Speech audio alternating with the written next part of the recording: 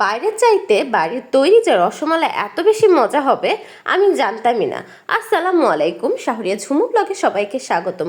হুট করে প্ল্যান হলো খালামণির বাসায় যাব, খালাতো ভাইকে ডাকতেই খালাতো ভাই আমাকে ছু মেরে নিয়ে চলে গেল।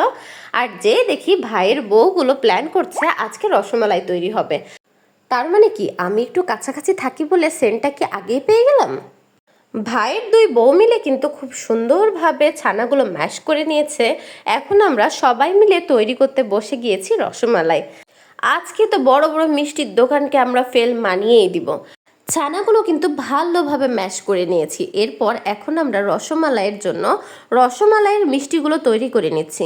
আচ্ছা, বড় বড় মিষ্টির দোকান যাদের আছে তারা আমাকে একটু বলবেন যে আপনারা একই সাইজের এই ঘুঁটিগুলো কিভাবে করেন? আমরা চারজন বসে করছিলাম, চারজনের তো চার রকম ঘুঁটি হয়েছে, মানে চার সাইজের। আপনারা এতগুলো ঘুঁটি কিভাবে এক সমান সাইজের করেন একটু বলবেন প্লিজ। যাই হোক, আমাদের কিন্তু মিষ্টিগুলো তৈরি করা হয়ে গিয়েছে। এখন আমরা রসমালাই তৈরি করতে শুরু করে দিব। আর এই রসমালাইয়ের মিষ্টিগুলো আগে তৈরি করার জন্য আমরা এখন একটা চিনির সেরা করে নেব। চিনির সেরা তৈরি হয়ে গিয়েছে। চিনির সেরাগুলো ফুটতে আমরা এখন এই রসমালাইয়ের মিষ্টিগুলো এই সেরার মধ্যে ছেড়ে দিব। আর অবশ্যই চুলার তাপটা একদম কমায় রাখবো। যদি চুলার আঁচটা বাড়িয়ে দেওয়া হয় তাহলে কিন্তু মিষ্টিগুলো খুব তাড়াতাড়ি ফেটে যাবে। এই জন্য একদম মৃদু তাপে এই মিষ্টিটা তৈরি করে নিতে হবে। আর এভাবে প্রায় 20 মিনিট মতো আপনারা এই মিষ্টিগুলো সেদ্ধ করে নেবেন। আর এই যে দেখেন 20 মিনিট পর আমাদের কিন্তু সব মিষ্টিগুলো রেডি হয়ে গিয়েছে। আর দেখতে কত সুন্দর লাগছে, মনে হচ্ছে এটাই খেয়ে ফেলি। এটা কিন্তু একদম রসগোল্লার মতো হয়ে গিয়েছে, এটাও খাওয়া যাবে।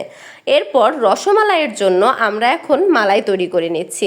তো এইখানে অনেকগুলো দুধ আছে, এটা একদমই আমরা অল্প করে নিব, মানে মালাই তৈরি করে নিব। যদি 2 কেজি দুধ হয় তাহলে আপনারা কমিয়ে সেটা 1 কেজি করবেন, আর 1 কেজি দুধ হলে সেটা হাফ কেজি করবেন, মানে অর্ধেক করে ফেলবেন। তারপর দেখেন আমরা মিষ্টিগুলো এর মধ্যে দিয়ে দিয়েছি। আর অবশ্যই আপনারা যে যেমন মিষ্টি খাবেন মালাই তৈরি করার সময় তেমন মিষ্টিটা দিয়ে নেবেন।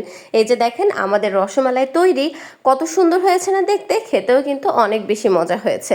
তো সবাই ভালো থাকবেন। আমার ভিডিও যদি আপনাদের ভালো লেগে থাকে তাহলে লাইক কমেন্ট শেয়ার করবেন, ফলো দিয়ে পাশে থাকবেন, আমাদের জন্য অনেক অনেক দোয়া করবেন। আজকে এ পর্যন্তই, আল্লাহ হাফেজ।